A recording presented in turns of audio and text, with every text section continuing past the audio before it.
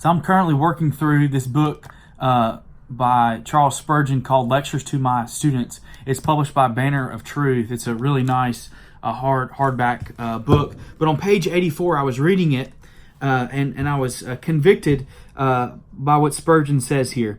Do not overload a sermon with too much matter. All truth is not to be comprised in one discourse. Sermons are not to be bodies of divinity.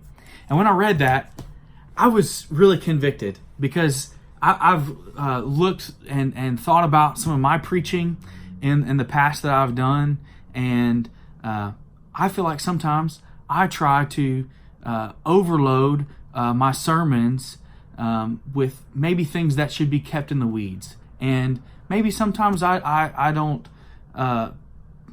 push or focus on the main point like I should.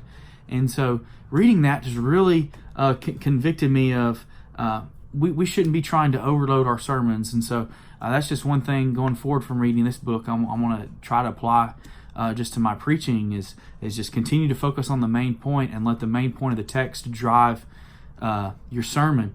But preachers, has that impacted you? Has that how has that played out in your sermons?